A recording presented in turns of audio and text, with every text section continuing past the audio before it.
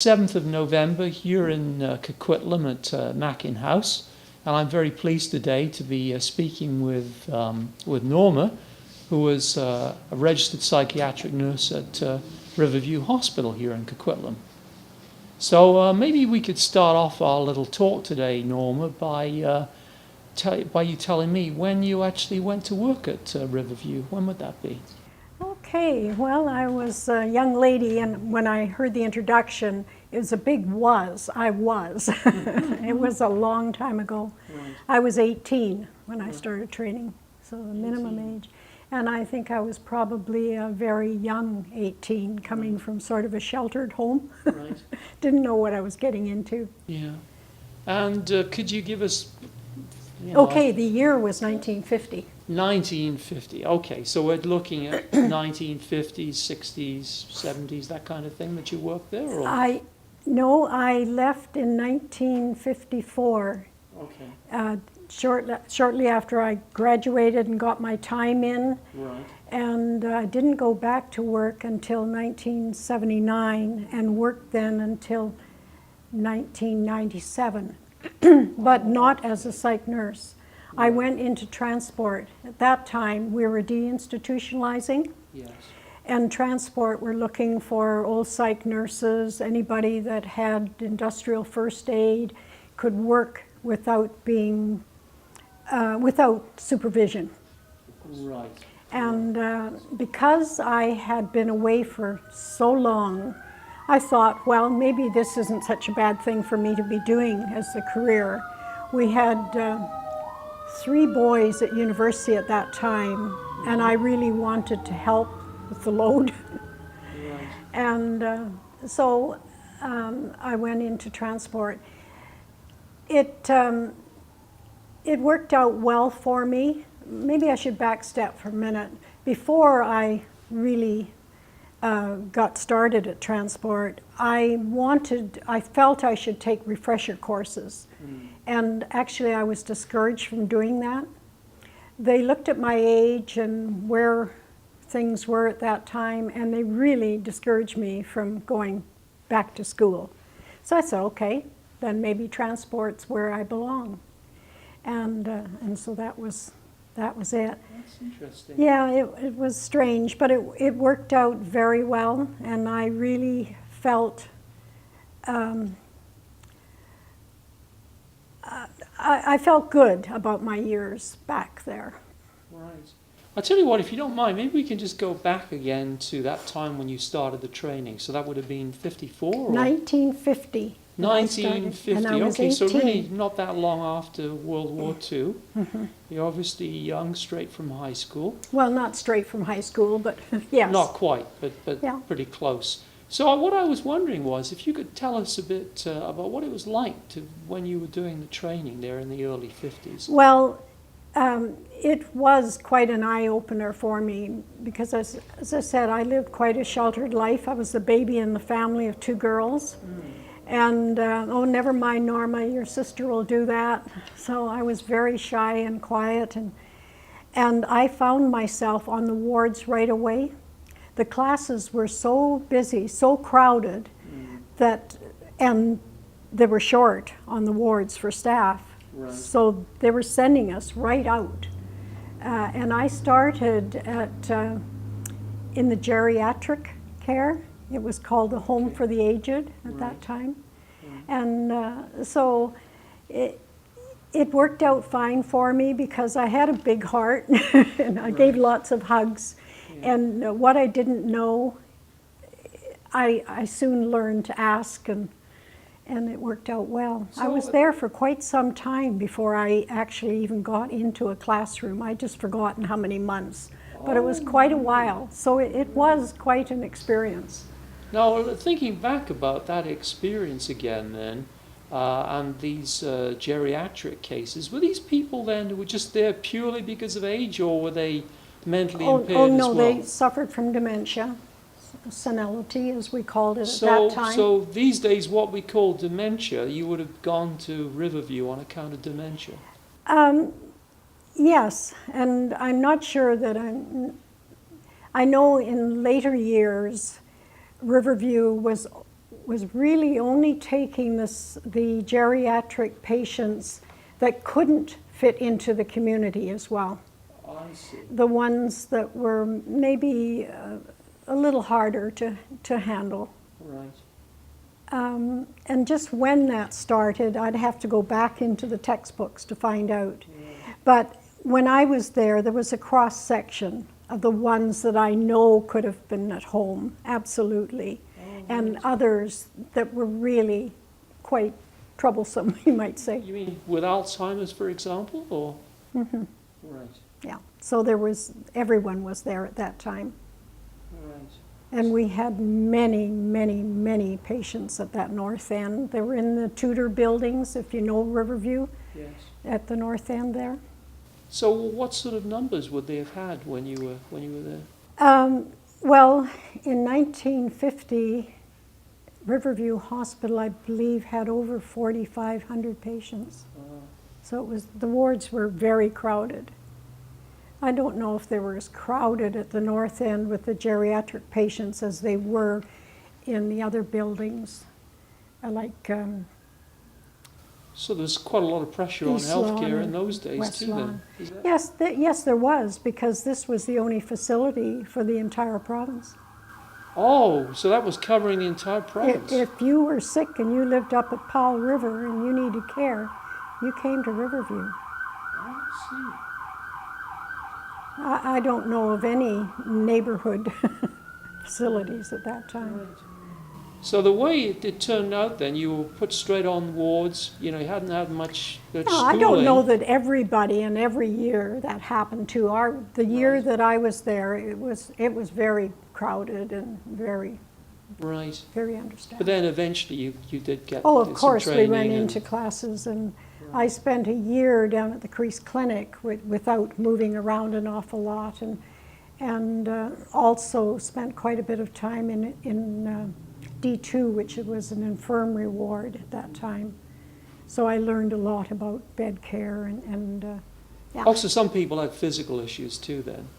Pardon? You know, some of the people were physically Oh, absolutely. Oh, okay. Absolutely. We had infirmary care for staff and patients. Oh, really? That's interesting. So the training then, how long did it last for you? It was 3 years that we had to put in at that time, get and it through was the the program. last 3-year class we went through, and then after that, it changed to a 2-year program and eventually went to Douglas College. Right. Well, I believe they still have a program at Douglas College now. Absolutely. Yeah, and then you basically then you left in '54, was it, to Yes. to look after the family? So yes, I got married and had a large family very quickly. Oh, We really? had 4 boys and a girl. And so I didn't go back to work until the youngest was probably about 14. Right. Now, of course, this was in the 1950s, so I wonder then, how many ladies like you then stayed home with kids? A lot of us did that Yeah. were lucky enough to be able to do that. Yes. We did, and when I think back at raising a family, yeah, I think all the mothers were home. And I can remember us taking turns. I'll take the children for the walk today, that kind of thing, you know. Right, Yeah. right. So we were very fortunate to, And To you be were, able to be whereabouts home. in Coquitlam were you living in those days? well, at that time I was living in Port Coquitlam. Right. But I guess when I was called to do this interview, I said, well, you know, actually, we live in Port Coquitlam, but I did work in Coquitlam, and for 20 years now, we've been volunteering in Coquitlam at Riverview. So I guess that's why I was considered for this interview. Oh, right, right. So when I say volunteer time, I'm talking about a lot of time that we've spent. So in those years back in the 50s, then when you were rearing the family, did you have any contact with the hospital then? or Oh, was it- yes. Oh, you did? absolutely. Right. But I wasn't working there at that time. See, did you do any volunteering in those days, or? I volunteered at the hospital while I was working Yeah. as a volunteer with the patients. Yeah. And then when I retired, of course, by then I was into the Riverview Horticultural Center Society that was trying to preserve the site. So then our volunteer work, my volunteer work changed completely, and it was just raising awareness of the site itself. Right. Okay, well, let's just maybe go back to when you were rearing the kids again. So that would have been the 50s and 60s, I guess. If you think about what sort of place Coquitlam was then compared to what it's now, what would you say was the big difference between then and now? Oh my goodness. Remember, I brought my children up. I cared for them in the morning, helped them get out to play. They came in for meals. We went for a walk perhaps to the river together. Yeah. But honestly, the children were outdoors all the time. I worry about the children today not getting out enough.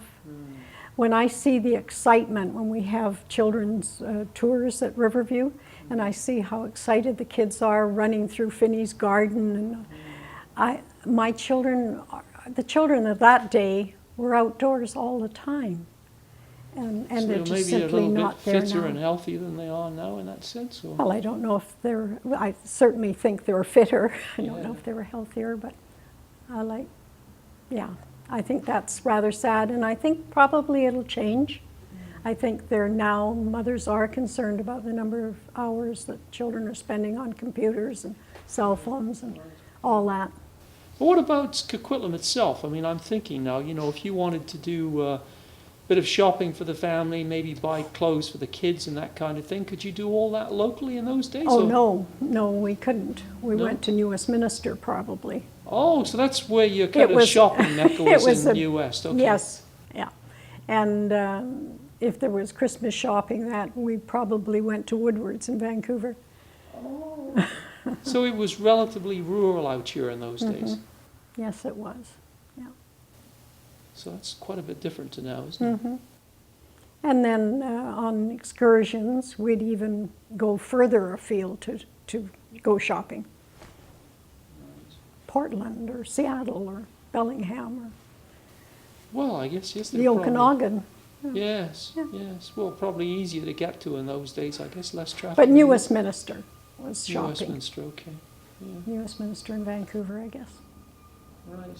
So certainly things have changed here. Tri-Cities is a wonderful place to live, I think, So your and to children raise a family. Children all went to school in Coquitlam then? All the 5 graduated through here and then went further on, and yeah. So what did they do after they finished high school? Well, all the boys went to university or college. Yeah. I guess my daughter was the only one that didn't go further than her graduation. Nobody followed on Mum and tried to go nursing? No, never got a nurse. Yeah. But I do have some good environmentalists in the group. Oh, right. All of them are. Right. Okay, so then the kids, I guess, graduated high school, went on to university or what have you. So just remind me again, when did you return to the hospital to work? I went back in 79. 79, okay. And I worked there until 97. But when you went back in transport, you were saying? Right. I spent all my time in transport. Yeah, what I'm interested in is... We were deinstitutionalizing, you see, already. Right, I see. What I guess I'm interested in was when you said, they discouraged you from taking any courses. That's a little interesting, isn't it? Well, I don't blame the system. It was maybe it was just one individual. Yeah. I don't really know. I just thought, well, okay, I know I've been away for a long time, and even when I went into transport, there were those that had come in off the wards to work in transport, wondering why was I there when I could be working on the wards. So what was the function then of the transport department at the hospital? What did it actually Well, do? at that time, we were moving people all over the country. Oh, I see. That's what I say when we were able to work without... So in other words, somebody was sick in a driver Powell would River, take us, and they'd have to wherever. get to you, you'd organize that. The organization was all made ahead. My tickets were given to me, and I was told that I was taking so-and-so to Halifax, and that's Oh, so people were moved from Riverview to other places? we were deinstitutionalizing. I see. So then the numbers of patients started dropping then in the late Oh, 70s? Oh yes, absolutely. It started to drop in the 60s, I see. quite significantly. So I think you were saying before it was over 4,000, so that number started to slim down. And It was close to 5,000 in the early 50s, in 1950, 51, I believe. yeah. And then from there on, it was going down. But the only, most of us, I think, felt that deinstitutionalizing was probably a good thing, likely a good thing at that time. I'm trying to think back, how did I feel about it? Yeah. And, but I soon saw that the mistake we probably made in that was that we deinstitutionalized too quickly. I've always said that for the last 20 years, that if we'd gone just a little bit slower to find the right place for the person, for the patient, it might have all turned out differently. Right, so I'm thinking now, you go back in 79, you'd originally been there in 50 when you started your training, so what I'm thinking is if you look at a ward experience in the 50s, and then when you went back, now I agree, obviously you weren't nursing then, but how would the care have changed over that 20 plus years? Could you give us a feel of how different it would have been to have been a patient in the 70s compared to have been in the 50s? Well, yeah, it was different, of course, right to the point that I never knew when I went on to a ward who the staff was and who the patient was, because of course uniforms were all done away with, so there wasn't that instant. And I can remember putting up my hand and saying, "Is there a staff in the day room right now, please?" because I wanted to know where a certain patient might be. Yeah, so it was very different. We were terribly overcrowded in the 50s. The wards were extremely overcrowded. Remember, we'd gone through wars, we'd gone through depressions in the 30s, and hard times. Yeah. And the hospital had to fill a need. And I've never, ever, if anyone ever criticized things, I used to feel very badly because I thought the staff tried so very hard, really hard, all through, really. And even in the 70s and 80s, I thought the staff did an excellent job because Riverview always had to change to sort of meet the needs. I've heard this before, and I know it is true. So policy was changing? And absolutely, and the staff had to change to meet that, and I think they did very well. Because always it was overcrowded, but extremely overcrowded when I was in nursing. So when you got back in the 70s then, probably not quite so crowded? Oh no, it wasn't as crowded. But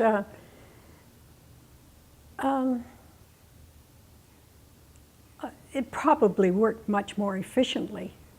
Maybe people didn't have to work as hard to make it work. I don't know how really it's just, hadn't thought about that really. I still saw some familiar faces there. Yeah, gosh, that was a long time too. But I have nothing but respect for the people that worked at Riverview.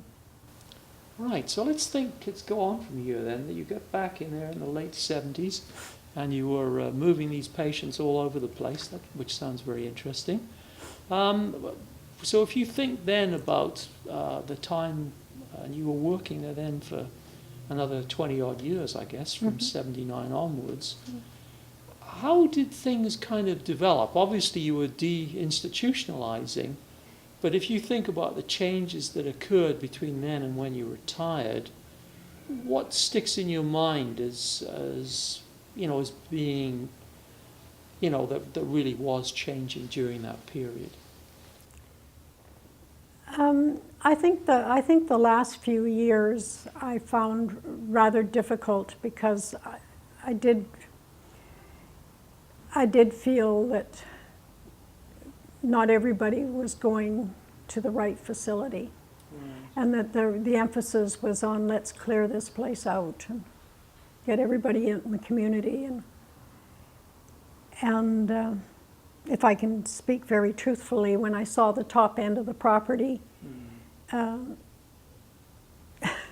go into Riverview Heights subdivision, I worried about where we were going. Oh, so you were worried that they would just turn it all into housing development, or? Oh, yes, I did. And it has always been our fear. Now I've got my Riverview Horticultural Center Society hat on. It was always our fear that after the top end went, they'd just come down and start on the south end and carry on. Subdivided and just cover And go the right houses. into it. Well, at that point, I think the idea might have been to put towers on the bottom part of the property, Oh, so the condos, yeah. because that's probably where the most money could be made. And I guess that might still be a plan, but it would be a mistake. Right. Now, you mentioned the Horticultural Society. How long has that been around? 20 years. Okay, so that when you went back in the late 70s, then that was around then, or did that come later? The society was formed in '92, and our mandate was to preserve the Riverview site. Now, was that basically a continuation of the work the patients had done? Because the patients did gardening and stuff like Oh, that. they did, yes. Most of the gardening that the patients did was at Colony Farm. But of course, there was gardening at Riverview as well. Right. But the agricultural component was with Colony Farm, because that's where the food was grown for the Now, patients. the part of the patient's treatment then was it actually working outside? Was that part Well, of the if you treatment? go back before the 50s into the 40s and 30s, Yeah. there were no medications, so they relied on good care and fresh air and Right. shelter and exercise, I said. Therapeutic gardening, I'm sure wasn't even thought of, but that's actually what they were doing. Right. Nobody worked at Colony Farm that didn't want to go down there. Did you ever really get involved at all with that, with the patient side of it, working in? When I was still working in transport, I used to go for walks at lunch hour, and I'd go up to Finney's garden and I'd see the patients up there working. It was really a very active therapeutic garden up there at that time, just a little, 2 acres, a little over 2 acres. I always liked that idea that the patients, and everyone realized that the patients needed to be outside, needed to So have this something. was something then the patients really wanted to do. It was. Of course it was. No one gardens unless they want to garden, really, I don't think. Yeah, yeah. Well, that's interesting, because I'm just thinking, you don't imagine now in institutions them doing things like that. No. Whereas, Well, that's why we realize now that there are mentally ill people out there in the community that perhaps should be in a sanctuary like Riverview where they could be cared for. Well, I'm thinking now of specific groups of the mentally ill that are maybe addicted and have social diseases who need a lot of care. Now they would benefit from gardening, and there's a site that's Crown land. It should be used. But we're having an awful time getting that word out. right. Okay, so let's go back to when the Horticultural Society was formed then. Who was it that really pushed that forward? Was it just a group of people coming together spontaneously, or how did it start Well, I out? think the society began when a gentleman named Bill Brown, Yeah. who became our first president, Yeah. stumbled on the site, and he'd been in parks in Vancouver for over 30 years. Okay. And he couldn't believe what he saw around him when he saw the different species of trees that were on the site. So really, when you started it up then, what kind of activities and species did you work with? Well, we had a walk, and I guess it was through Mental Health Week, at Mental Health Week. And Bill Brown and David Tarrant from UBC led the walks, and hundreds of people came out. Okay. And at that time, I guess it was just a few months before that Bill had found the place.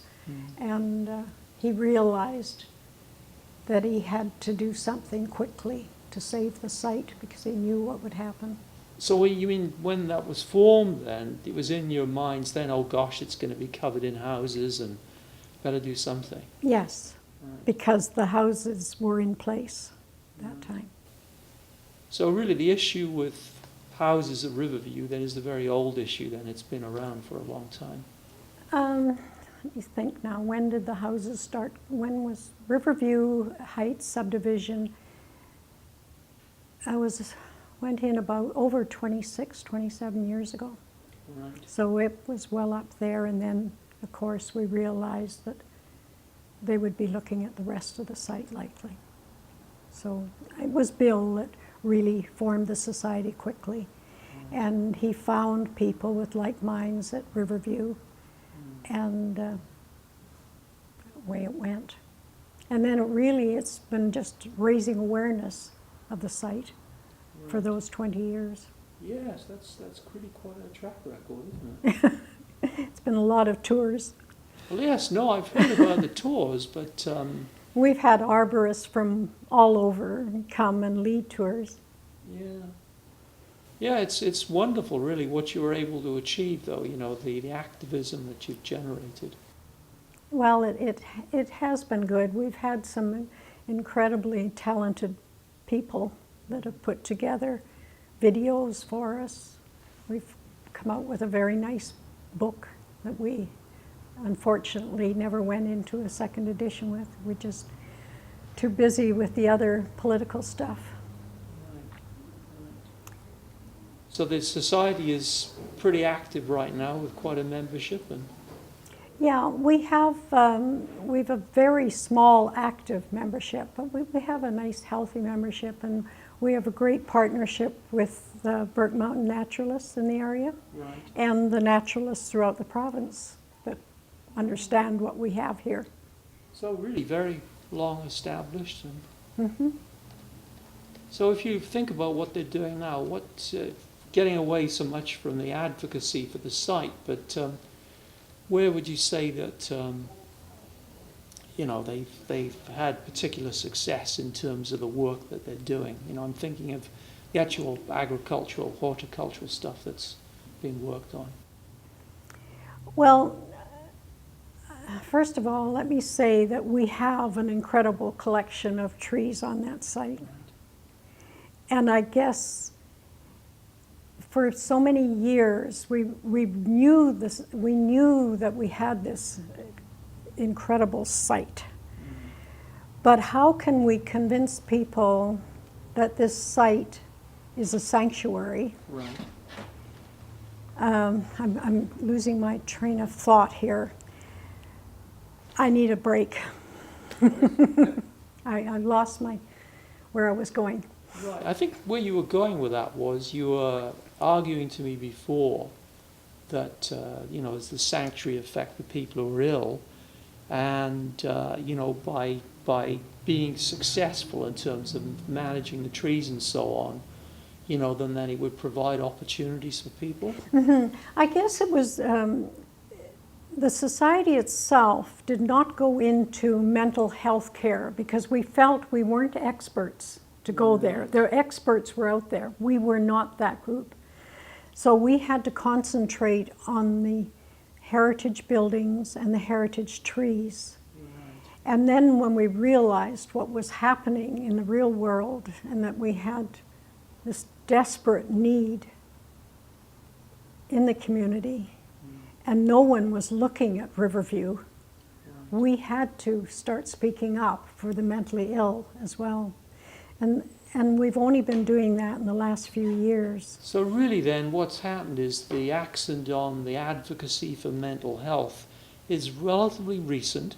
Yes. But it's obviously tied to the horticultural activity, and really what motivates it is people's concern about, here's a wonderful resource that could disappear because maybe the province is looking to get money out of it or whatever?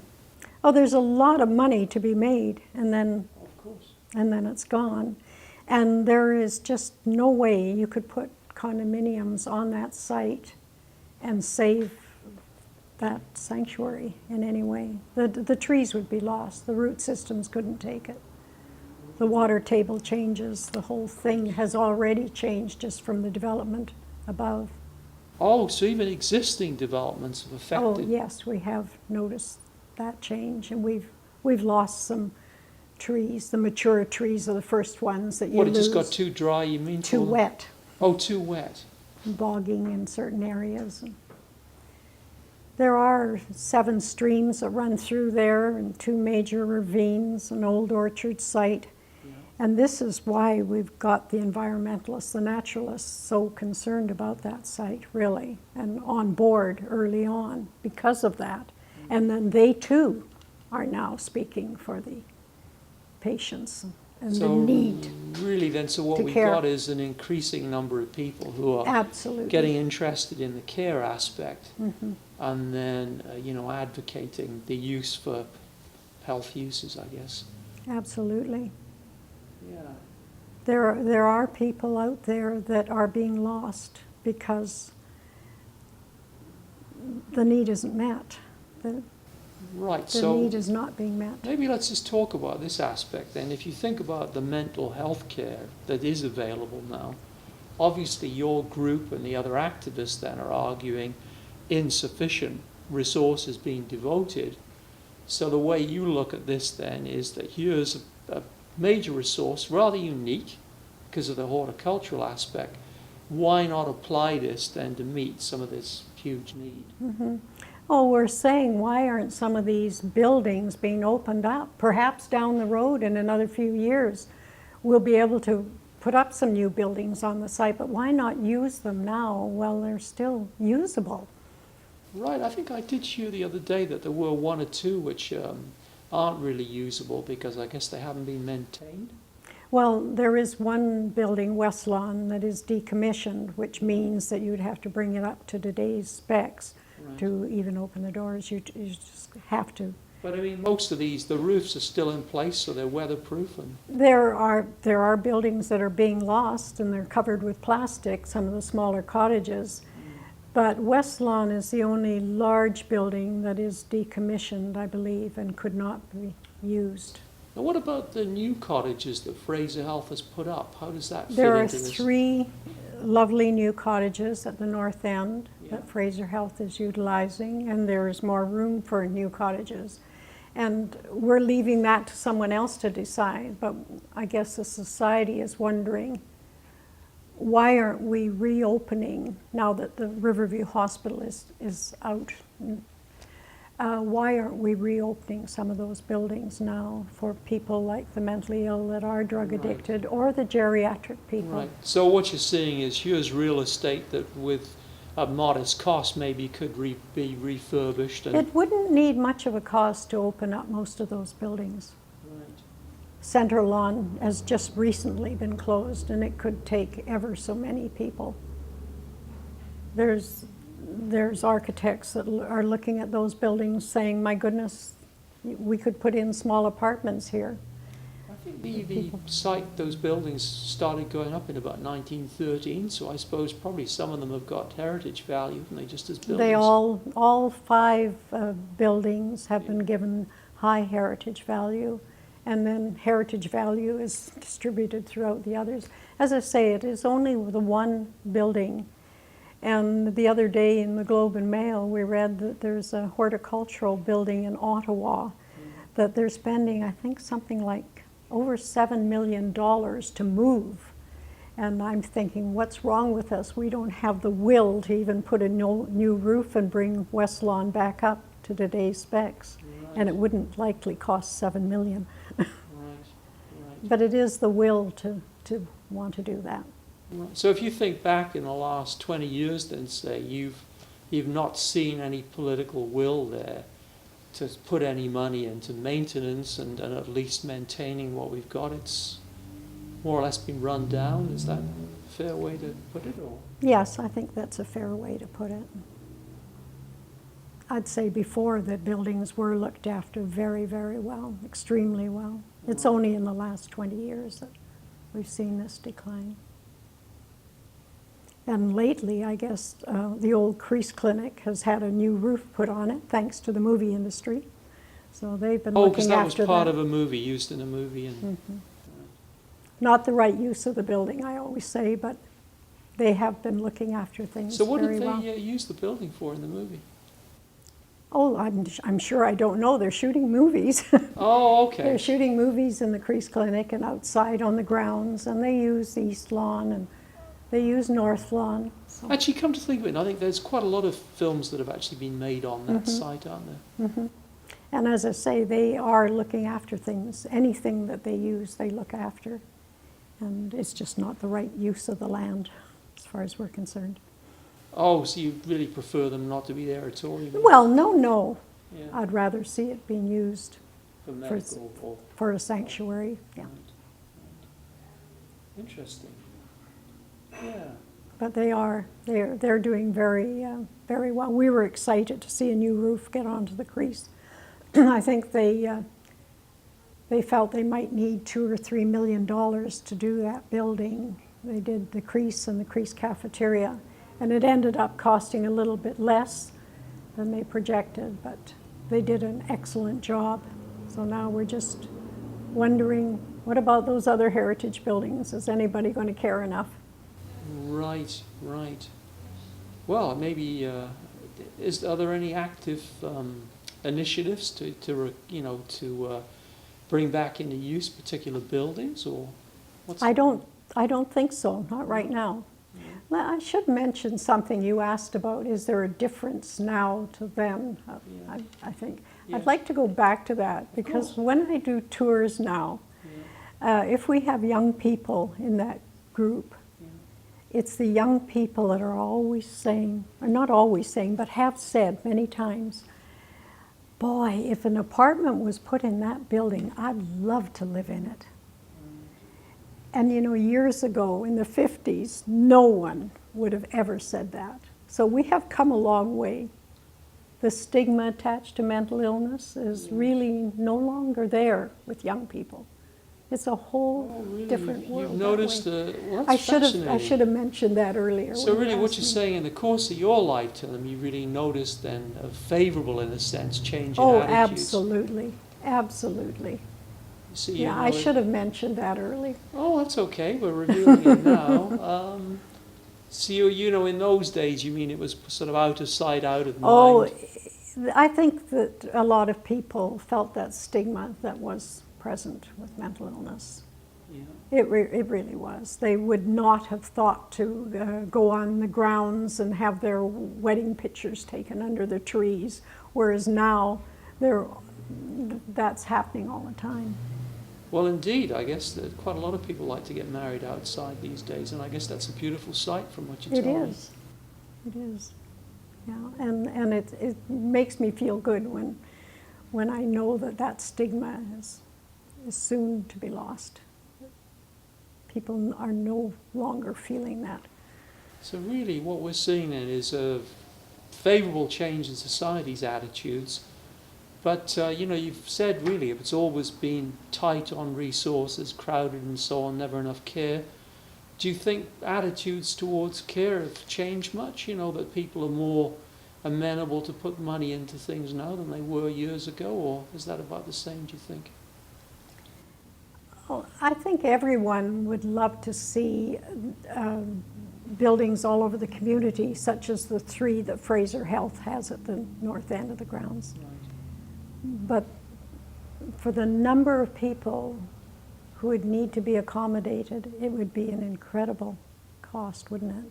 But that is what is desirable, absolutely. What we're saying, the society again is saying, for those that need more than just housing, that need 24-hour special care, Riverview could fill that need. Right. Well, I mean, it's interesting because when you look back at what you were telling me about at the start of this session, we were obviously accommodating all the patients for the entire province. Mm-hmm. Very, very crowded, but it sort of suggests that we could provide a lot more care than what we are actually doing now, doesn't it? Well, it does. I think we only have to look around to see that. So when you say that, you're thinking of what that you come across, street people who are not being taken care of, and that's what gives you the idea that there should be more. Or? Well, absolutely. Absolutely. We're having too many people slip through the cracks. So actually, maybe we can just go back down memory lane again. If you go back to those 50s and 60s when it was a big institution, did you see people with mental illness on the streets in those days, or were they just literally out of sight, out of mind in the institution? Oh, golly. It's a difficult one, I know. It is a difficult one. Remember, Riverview was a real community unto itself. Yes, It really was. Yeah.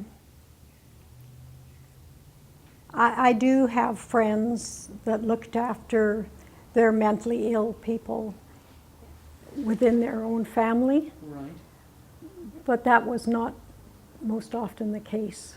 right. So they would have most came to Riverview, yes. So you mean really it was accepted in those days, if you had a schizophrenic son or something, then they'd go to Riverview and they'd treat them as best they could, and that was Yes, I think so. People weren't able to manage or handle it.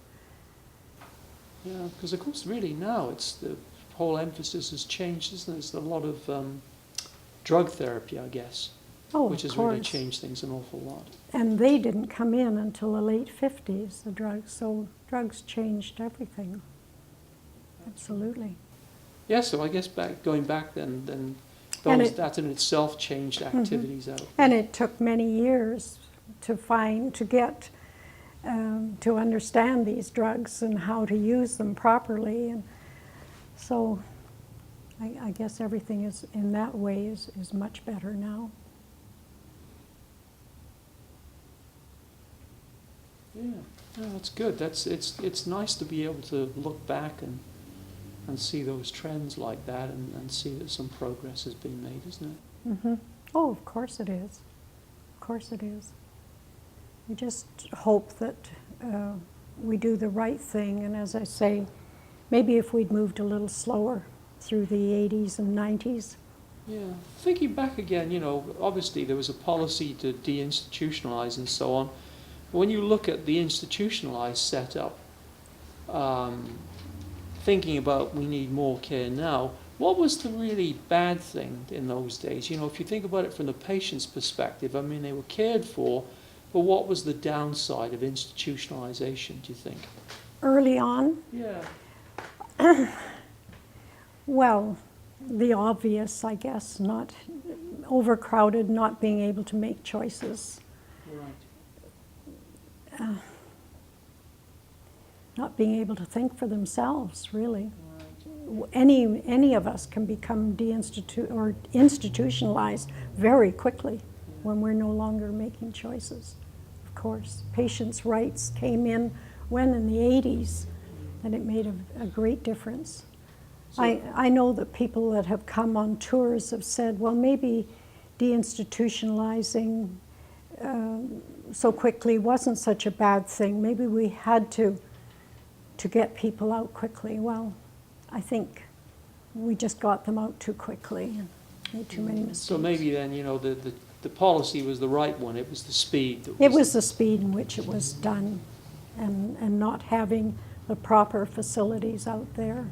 So in other words, people Carried. being discharged into nothing in a sense.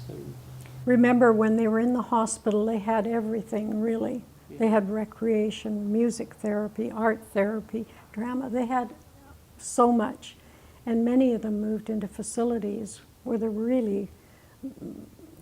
may have been perhaps one outing a week, but it was not the same. So you mean when they were discharged, and they were discharged into special housing, but they weren't getting the breadth of services that they They needed? weren't. They weren't, and the community can't absorb all that change so quickly either. So we've just been going through a very awkward few years, I guess, with this deinstitutionalizing. And I'm sure it will, in time, work out. Yeah. Because, I've had people say to me, if even just a handful are saved from being institutionalized, that's the right way to go, or was the right way to go. I just say it was a big cost. Yeah, well, I guess with any group of people, and mental patients would have been just one group. They're not homogenous, right? They vary. Some course. people, you know, really would have benefited from freedom of choice. Others maybe not so much. Mm-hmm. Maybe if we'd only deinstitutionalized quickly the ones that were so anxious to get out, that would have been the right way to go. But they wanted everyone out of the institution. Right, so there was no assessment process, really? Not enough of an assessment process. Oh, right. We saw people move that did not want to be moved. Right. Right. And So in they other words- weren't given enough time. Right. Do you think that a lot of that motivation was financial then, or? Oh, I'm sure that it costs an awful lot to keep a hospital going, and I'm sure that came into it. Absolutely. Yes, that's disturbing, but I guess we can't change what's happened. No. No, I can remember in the 80s even, I can remember the police phoning us from Vancouver saying, one of your people is here in our cell. Please send an escort out with a driver and get them back to the hospital. Yeah. And now, you know what's happening. They're quite often being moved there because there isn't any place else. And that's really tragic. When there's nowhere for people to go, you mean? Well, there's no one that can take them immediately, so they simply end up in jail. Yeah, unfortunately, that's what I believe. It is happening. But, you know, we saw it happening in the 80s and early 90s. So that's when you started noticing mental patients ending up in prison as opposed to being in somewhere appropriate. Well, they'd be picked up and ended up going there, but I mean, the police were phoning us saying, please come and get them and take them back to where they belong. Don't leave them here overnight. Right. And now, unfortunately, the mentally ill that are addicted they're going to jail because there is no place else for them. How long they spend there, I'm not sure. But overnight is too long for a mentally ill person. Well, I guess prisons were never designed for the mentally ill. No, they weren't. And unfortunately, that's what's happening. So we're just hoping that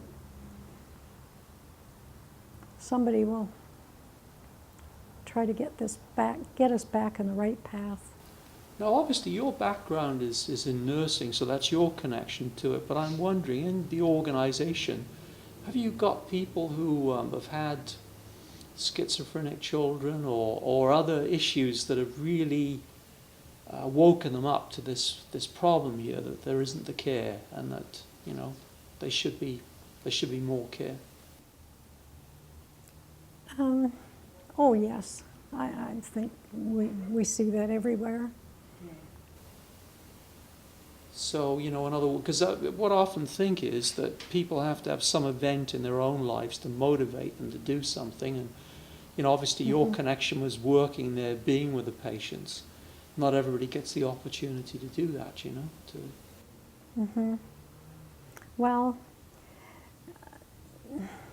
I can remember my last day at work in '97 when I was running around the hospital, handing in my library books and anything that I had that belonged there. One of the patients came up to me, and I've told this story before, but it really moved me to tears. Yeah. And this patient, I only knew him by his first name, but I saw him walking on the grounds a lot. And he asked me this last day, what I was doing. And I told him it was my last day and what I was doing with my time. And he said, will we see you back again, Norma, after you retire? And I said, oh, I'm going to be here a lot more than I am now. And he said, the coffee pot will always be on the ward. And he told me where to come for my coffee. And I was really moved by that, because it is, it's just it's hard for me to express myself. But I guess really what he was really saying is, this is not an institution to us, this is home. This is where we belong, we've got a roof overhead, we live here, we're carrying our lives, and I guess the sense of community. Absolutely, there was such a sense of community. And I guess that's really by deinstitutionalizing and not providing other communities, then that sense of community has disappeared. Is that? Yeah. So I guess maybe pushing the argument logically forward, you're telling us today we need to put some effort into building communities rather than just putting people in a warehouse or something. We do. We really do. Riverview is so accessible by bus. Families can come and visit their loved ones. So whatever buildings could be used right now should be opened up and used wherever they're needed. And we know there is great need. Yeah, so an opportunity to rebuild what was there, and obviously wouldn't be the same, but it's a new opportunity then to create a new community for bridge that gap. Well, there are many groups, several groups using the Riverview site right now, and it would be wonderful if we could fill the need there right now. And who knows, perhaps we could have a research center up top, or maybe Simon Fraser wants to have some input here. Some normalcy on the site, as well as filling a mental health need. Oh, right. In other words, be a bit creative Well, about like you site said, usage. another community. Yeah. Yeah. I'm just thinking at Simon Fraser, they have a big psychology department, clinical psychologists. But, in Vancouver, the medical school, of course, is in UBC, which is kind of a long way away, but that's an interesting thought. So, yeah, I guess your thought there then is to interest more people then to build the case for, making a different use and investing. Well, it isn't just it's just that we all see the great need. Right. And we're so desperate that they're going to do something rational, and we'll lose it and lost. And there isn't that much Crown land sitting around, really. And the same feeling of the sanctuary that we have there. It's interesting though, isn't it? If you think back to your time in the 50s again, you were telling me it was quite rural and there was plenty of land, and now it's all gone. Well, it's not all gone, but we've already given to market housing. Yeah. There's only 244 acres left. We could do so much there. So there was a lot more acres there originally then? You mean what's there now is much smaller? Well, we've lost the top end of the property. Oh, the subdivision you were telling me about. Yes. Yeah. And of course, the 1,000 acres that was purchased in 1904, half of that was down in Colony Farm, right? So. But Colony Farm is still there, but obviously not. Colony Farm is still there. Yeah. And actually, isn't there a psychiatric facility at Colony Farm? There is, but I don't know how many acres they're using up, really. It's not a big chunk. It looks very small when I've been down walking. It's just a Colony few Farm. acres, I guess. Yeah. And the rest is a regional park, so that's good. There's a few of us that think we've got another opportunity here, and that's having a Providence Farm. I didn't go that way, but I don't know if you know the Providence Farm outside of Duncan. No. We could do the same thing. It's a place where the mentally ill can come and learn skills and do some therapeutic gardening, whatever they want. I've heard of that, come to think of it. Well, we're kind of looking at Colony Farm, but is that thinking actually it's possible. Right now, that one in Duncan? Pardon? Is it actually operating? Yes, it is. And it's Okay. working really well. We've seen many of our Riverview patients there. Okay. So, but that's another whole thought. anyways, we can do these things, but if the land is lost, then everything is really lost. But Right, so stewardship of the land is really what it's all about, It is. preserving what is there and making opportunities for people where and not doing the wrong thing here with that site. I know Metro Vancouver, I'm sure, is looking at Riverview thinking that perhaps it could work in with Colony Farm somehow. And there was an agricultural component there, maybe there could be again. And maybe we could look after some therapeutic gardening there. but nobody's actually got to the point of having any official discussions on that, is it? I think there might be a few people thinking that, but no, it isn't, nothing official. Good. Well, thank you very much, Norma. Thank you for having me. No, you're very welcome.